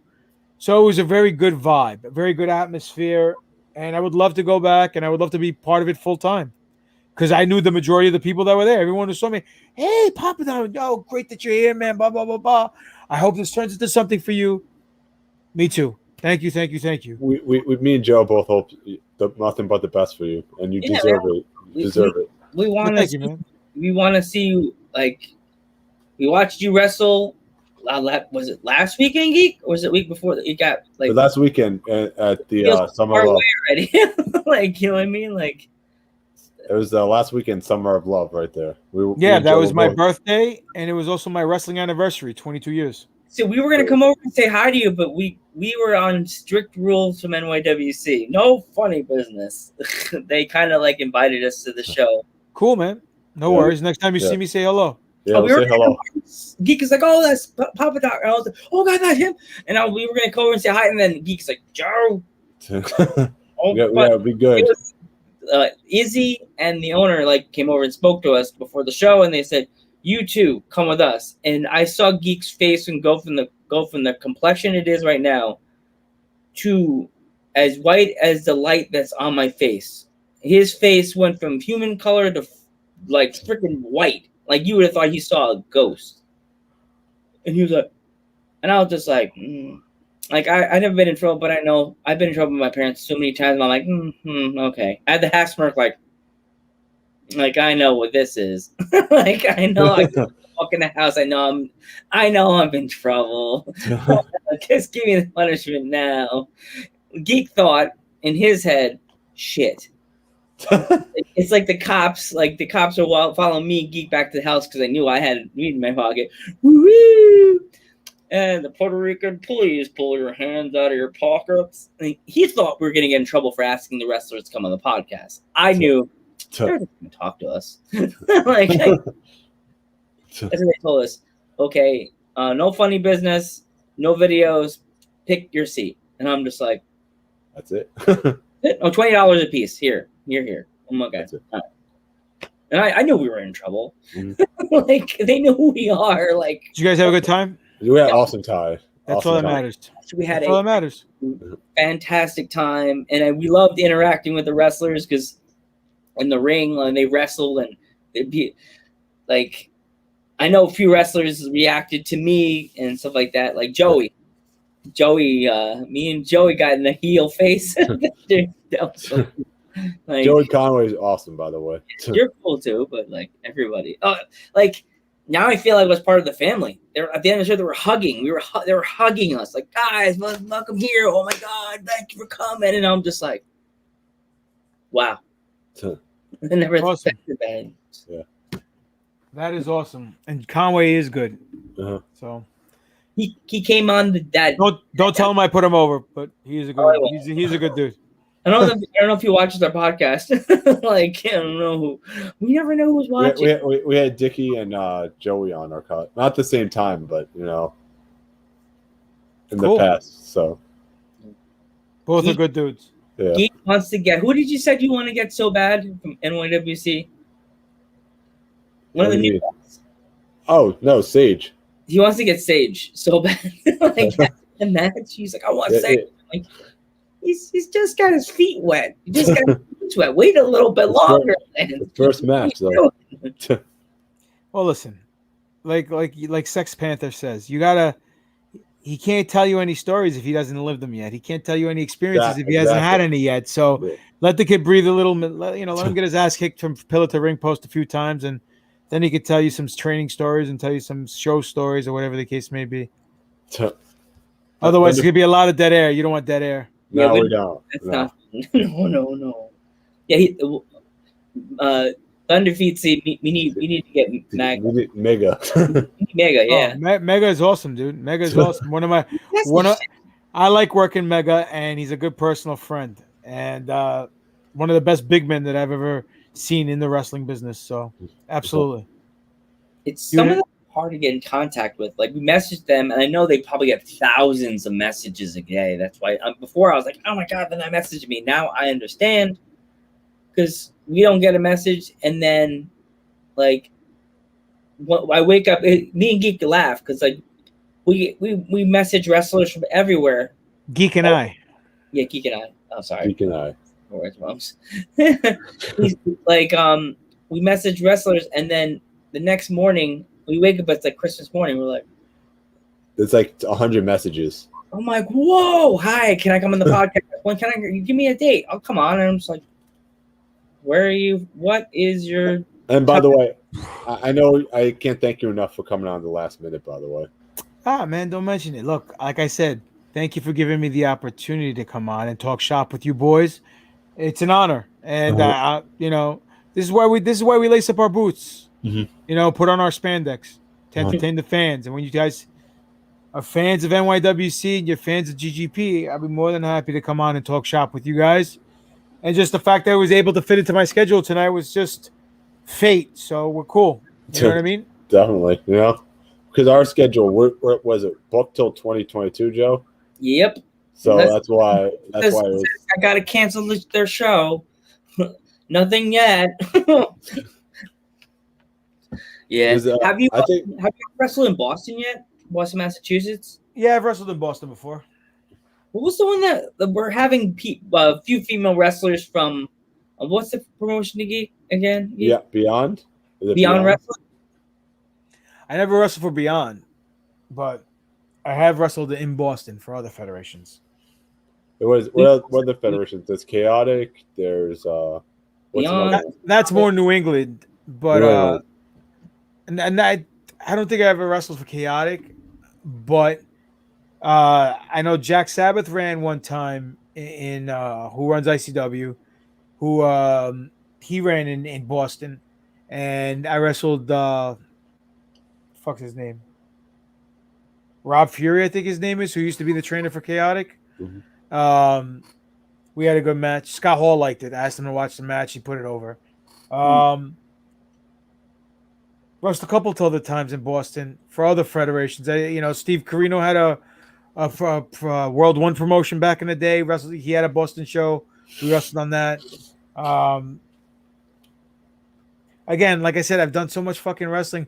I don't even remember who or where I've wrestled all over. You know what I'm saying? People were like, "Oh, remember the time you wrestled over here?" And I'm like, "Yeah, guy, sure, yeah, it was fun, sure, yeah. You remember your opponent that night? Oh yeah, he was a tough son of a bitch, you know." And meanwhile, I don't. So it's nothing against the fans. It's just that, every time you take a bump, your brain rattles. Yeah, you know what I'm saying. So 22 years of bumping. Couple chair shots here and there, it accumulates. You know what I mean? So, and again, like I said, I've done it so much. It's not like there's no moments for me. There's a few moments in my career, but there's not like every match is a moment. You know what I'm saying? I do learn something from every match, but I also forget a lot. Meaning that where I was or who I wrestled or what the move at the 3-minute mark was or whatever the case may be. I don't remember that shit. I can't. Have you ever heard of Mother Endless or? Mother Endless? Yeah. Is that a wrestler? That's a wrestler. Yeah. You should look her up. Oh, it's a female wrestler. It's a female, yeah. All right, I'll look her up. Any good? Something else. Her character is crazy. She keeps it. She keeps her character to the toe. Like you never see her face at all. Even before me and Joe interviewed her, never saw her face. What's it called? Her screen was off the entire time. Yeah, she just did the little radio waves, and that's it. She's And all you do, but you have to. You're looking her up, or? Yeah, give me a sec. I'm just talking to a buddy of mine right now. Oh, okay. Sorry. No. It's another wrestler. Don't name off. Yeah. So when you speak to Stevie Richards, can you name drop us? Because that'd be a cool interview for us too, if you can. I know you're busy with your podcast. Yeah, sure. I mean, if he can fit you into his busy schedule, because he does something called SRF, Stevie Richard Fitness, where he helps people get into shape, and he's had a lot of success with it, a lot of results. Wow. It's not something where it's all gimmick and it's all nonsense. He actually does like a personal one-on-one with you and helps you out with any questions in nutrition. You know what I'm saying? So he cares about the people. He's too nice to be a professional wrestler, in my opinion. You can even promote. You can promote that on the show if he wants to. I'll let him know. Yeah. And hopefully he has time to come on and talk with you boys. Yeah. Yeah, What was it? Mother Endless? Mother Endless. Yeah. She has the. You do your good promos. You have to check out Mother Endless's promos. They're like, and her theme song. It's like she was free. She like look. She must have. Oh shit! She looks like a little dominatrix chick. Oh yes, she is. She does a kata hajime and she falls backwards like she hits them up the move. Yeah, it's insane. Interesting. You should hear her voice though. Her voice is crazy. Her voice sounds like Siri if Siri was a dominatrix. like. Well, keep it in your pants, Junior. I don't want to see any. I don't want to see your little pickle.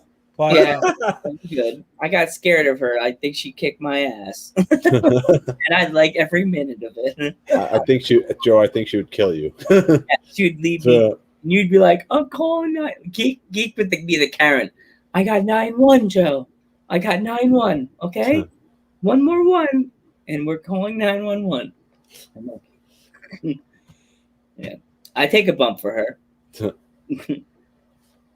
Is that your hand on my boob? Yes, it is. Now you died. I'm sorry. You deserved it. That'd be you. You deserved it. Was it worth it?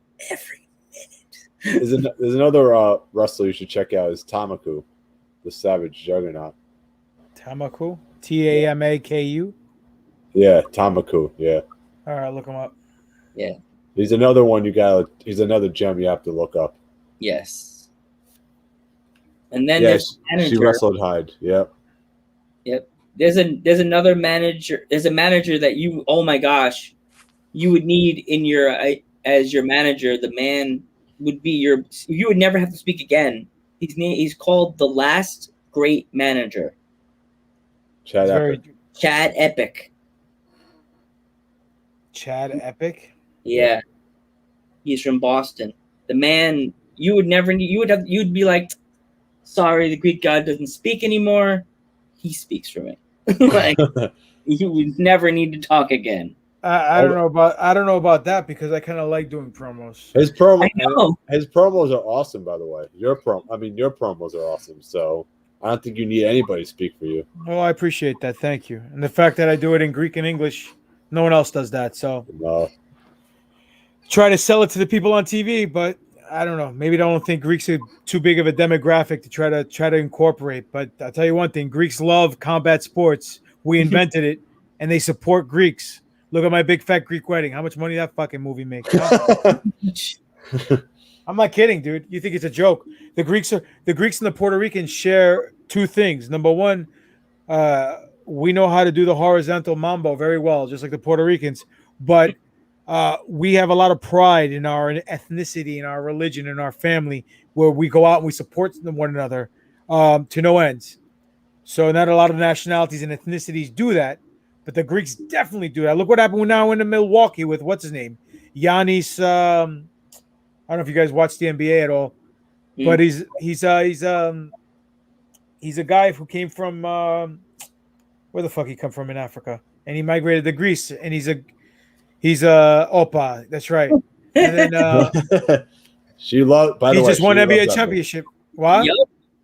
She loves that movie. By the way, who doesn't?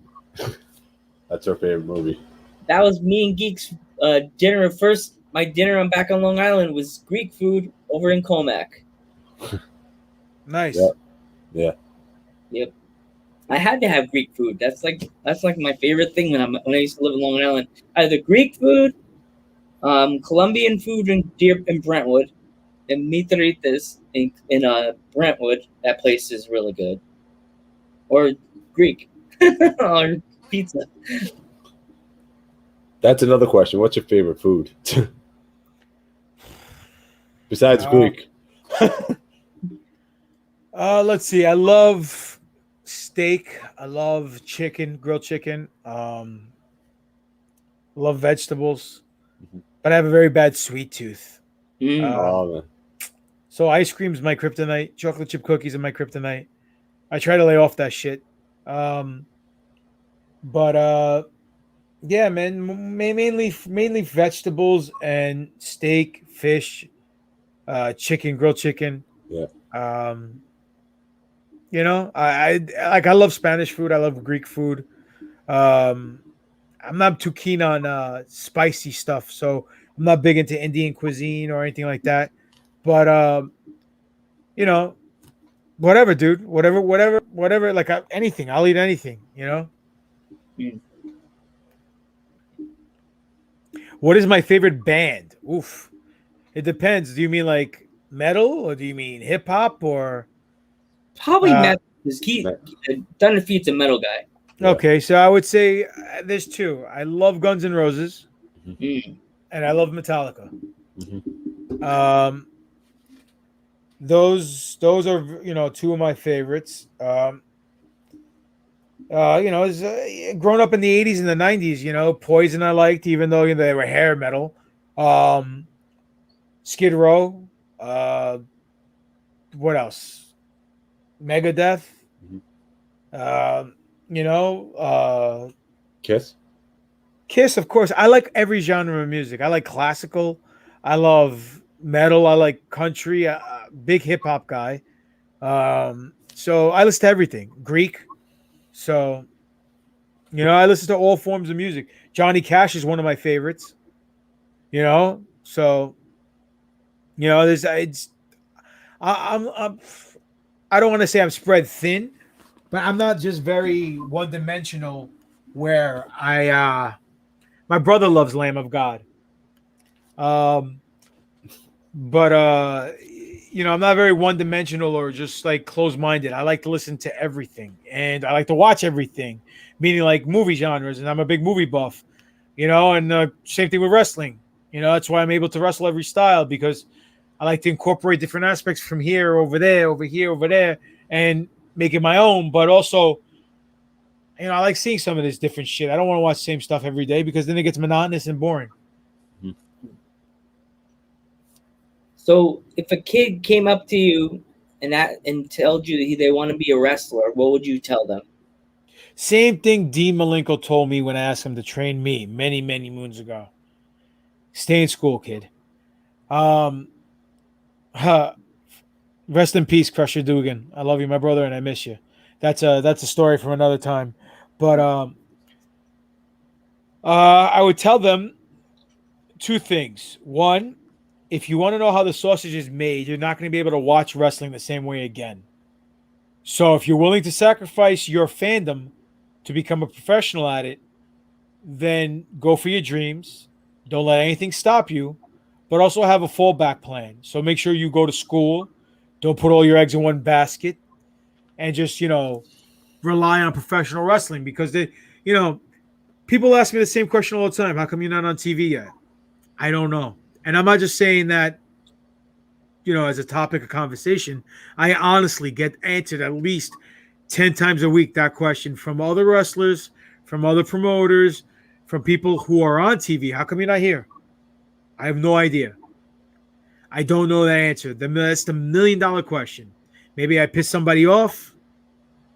I don't know. Hmm. Maybe I'm not ripped enough. Maybe I'm not tall enough. I don't know. But regardless of anything, follow your dreams. You only live one life, but don't rely on just one aspect in your life to get you by. Like they say, when you invest, have a diversified portfolio, have something to fall back on. If I had to rely on wrestling to support me in the last 22 years, I'd be living in a cardboard box somewhere on a street corner. Uh, you know, because let's face it, there's a big income gap between independent wrestling and WWE, AEW, and national companies. Um, Hopefully, there are a few people that can make a living on the indies, and that's great. Unfortunately, I'm not one of them. The lifestyle that I live, and I have a family with kids and a mortgage and all that stuff, can't sustain that on just getting paydays every weekend. So, luckily, I went to college. I got my degree. I have a great job, work for a good company, and that's been my bread and butter. Would I like wrestling to be my bread and butter? Of course. That's why I'm still doing it after 22 years. But I would tell a kid exactly what I just said, and always tell them, look, Less is more. Grab a hold. Slow down. So always have a backup plan, right? Always, dude. Mhm. Always. Listen, ever since I was a little kid, there's two things I wanted to do: be a professional wrestler and draw for Marvel Comics or DC Comics. Unfortunately, my dad, being the stubborn Greek, off the boat Greek that he was, may he rest in peace.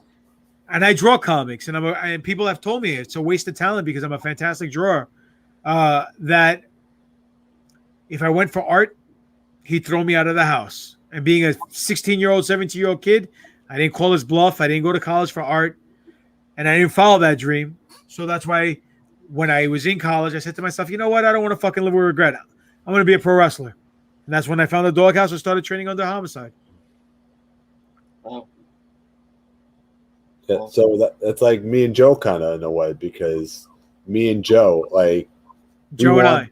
Joe and Joe, yeah, sorry, Joe and I, yeah, that me and Joe, well, Joe and I won. Now you got me started with that.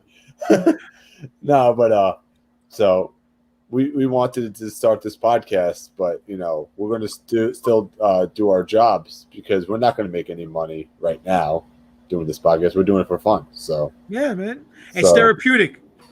Yeah, and it helped us relax too. So yeah, he dragged me into this thing. I was kind of like, do I really want to do a podcast? It was like that in Frozen. Do you want to build a snowman? And I'm just like, yes, English is very hard, Thunderfeet. That's right. That is very correct.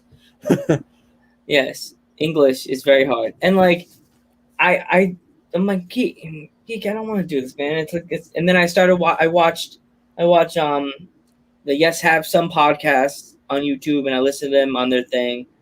And I listened to another Ghostbusters one, and I started like seeing that and see how much fun they are, and they goof on each other during the show, and they interact with them. There's their fans while you call in, and I was like, let's try a few episodes, see what I think. We started doing the Raws, and then eventually SmackDowns, and I got bored of it. We was like, not clicking. It's not clicking. Wrestlers. I could see if maybe Foxy or Damien will come in. Foxy's like, okay, guy, Joe, oh my God, I'll come on your podcast immediately, bud. And we had Foxy, and then Damien came, and then the doors just started opening, and the wrestler zombies started coming in, like hanging out with us. And then us wrestlers are a bunch of whores. We want to put ourselves over every chance we get. And us podcasters will let you. Of course. It's a symbiotic relationship, like Venom. It's like, come on our podcast, you could promote stuff, And then one day out of nowhere, this British wrestler Kiara messaged us. I got canceled on by another podcast. You guys available? And I'm on the phone with Geek, and I'm like, Geek, are we available Thursday? Thursday. We don't do podcasts on Thursdays. I'm like, this girl named Kiara. Are you sure she's a wrestler? Because I know how you are pretty girls, Joe. And I'm just like, I'll see what she looks like. He's like, typical. She's cute. I'm like, dude, she's a wrestler in England. She wants to come on our podcast. She was our very first wrestler from the United Kingdom. Cool.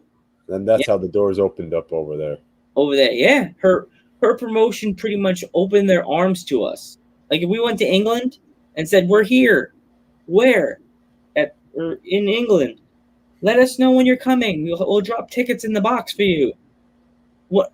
I didn't get my shirt yet, but Geek got a T-shirt from a female wrestler that's almost like it's like a subtle hardcore wrestler. I call her subtle because I watched some of her matches.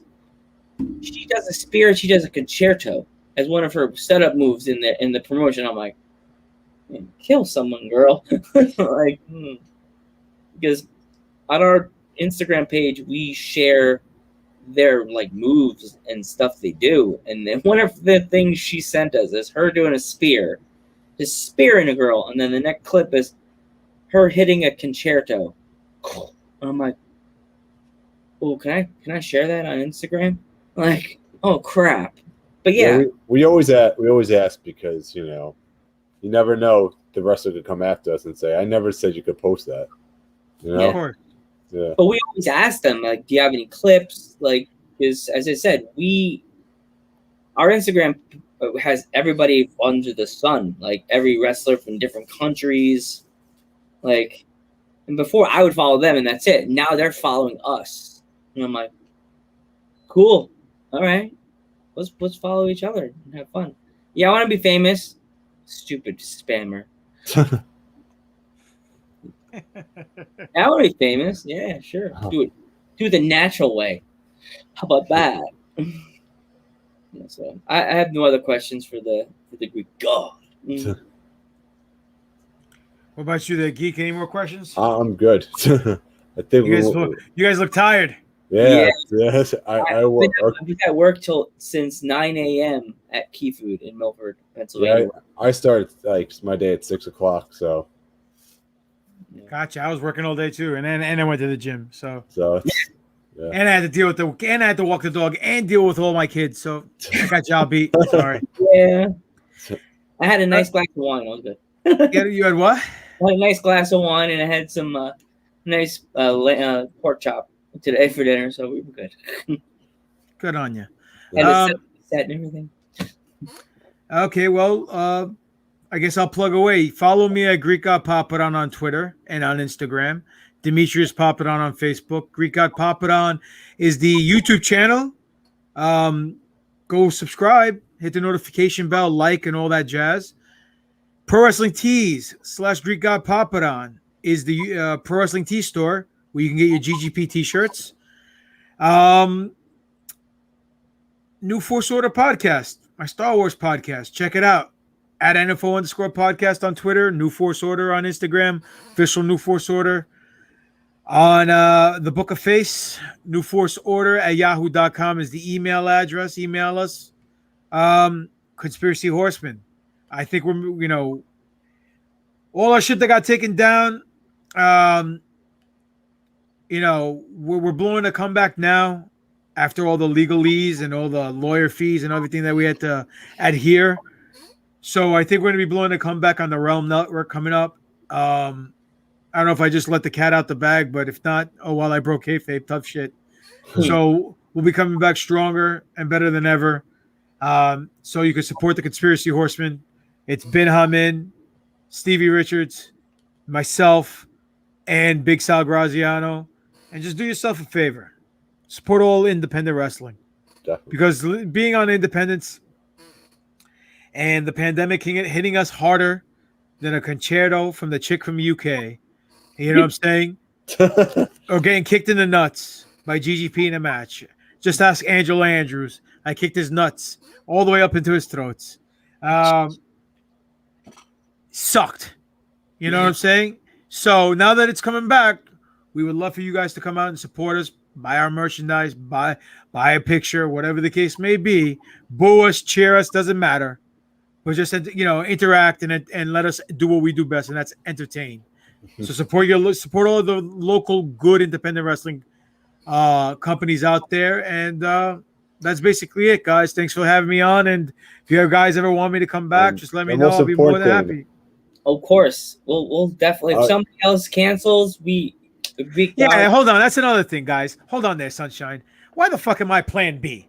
Do I look like a Plan B wrestler? I should be the fucking head of the list. You should be Greek God Papadon first, everyone else second. What kind of jabronis are you guys? Geek, explain. If I had a pair of tits and a vag, I'd be on your show fucking yesterday. Yeah, you guys. I was trying to fit this guy in for the longest time, but Joe is the one who keeps saying, "Nope, we got this person." I'm like, "Son of a bitch, Joe." Fucking Joe. The Puerto Rican heartthrob over there, Sex Panther himself. How does he not get Papadon, who's been on AEW Dark, is like been a vet for 22 years, not on this podcast show earlier. Me on Facebook. Dude, the governor of Real Town, not the fucking citizen of Leg Slap City. Come on now, Sunshine. Come on, I'm the fucking ring general. Come on. I guess the next show I go to, you're gonna have to throw me over the barricade and give me a nice rubbing. The next show. Nah, I don't hit women, so you're safe. Oh. Just gonna hope you lose those titles the next show. I'm gonna be cheering. So I'm gonna give you the old school British clap. Go ahead, brother. Do what you got to do. Little tea, crumpets, little Mary Poppins. Don't worry. Have fun. Hang out with British fans, my British friends. I'm Mary Poppins, y'all. Oh, that's the greatest line right there. I wish you would have seen what Joey did to me. He like gave me the look, and then he said, "Shave that mustache off." I'm like, no, you shave your beard and off. he's like, you told me, oh, you need to grow a beard. I'm like, I'm growing one. It was hilarious. We'll see what happens when you guys come. Well, you're not going to be there on the 14th. You're too busy doing your brother's laundry, so enjoy that. No, yeah. No, pip up cheerio. That's right. Cheerio. Pinkies up, baby. No, but I'll be at the 14th. Don't worry. No, you'll have a good time. Yeah, I'll be at the 14th. So I'll make sure I get you a sticker though if I see you. Don't. That's horrible. Don't do it. You got to do it, man. What? You got to do it. He has to do what? Give me a sticker? Yes. All right. Calm down. You don't have to get hot about it. Relax. You're going to have an aneurysm over there. It's only a sticker. Yeah. We gave up halfway every one of our stickers last time. To we gave it to everybody. Pancake. Everybody were like, here. Tina got one. I think Izzy got one. Well, here's the difference. I'm not everybody. I am somebody. There's a big difference. There's GGP and there's everybody else. So, listen, Sunshine, after you're done breastfeeding your brother or whatever you're going to be doing on the 14th, kidnap that fucker, put a fucking hood over his head, throw him in your fucking Kia Sport or whatever the fuck you drive, and come to the show. I'll be there. Right. I'll be there. You'll be at the following show, Joe. Yeah, whoever show they say it's gonna be, I'll be sitting there front row, hanging out with my brother Geeky over there, just making any ruckus. Not that brother, your real brother. I'll bring my real brother. I'll drag him along because he's never been to a wrestling show with me. Good. Then when I make fun of you, he'll laugh and have a good time. Oh, he'll be dying because he likes to make fun of me and he calls me Steve. So wait, like Scuba Steve? No, like Steve from American Dad. Gotcha. Oh, like the alien from American Dad. No, that's not. No, Steve's the kid with the black glasses. That's Steve. Oh, Roger. I'm thinking of Roger. We call my brother Roger. I'm Steve. Roger. Yes, he's Roger. I'm Steve. Oh gosh. All right, let's not hold this man up any longer. Because before he hits us with one of his belts right there. Too lazy to go get it, bro. Sorry. You guys want to see the belts? You want to see the belts? Go watch the promos I throw up on social media with for the 31st at Immortal Championship Wrestling, where you come see me. Go to immortalchampionshipwrestling.com for all your listings for this Saturday for Rome, New York. It's Rhett Titus, brother, Mr. All Night Express himself versus the governor of Real Town, the greatest wrestler alive today, the Immortal Heavyweight Champion, Greek Papadon. Yeah. Well. Yeah. All right. Take care, Papadon. All right, guys. Thank you. Thank you so much for coming on the podcast again. No worries, man. Thanks for having me. Let's do it again sometime. Definitely.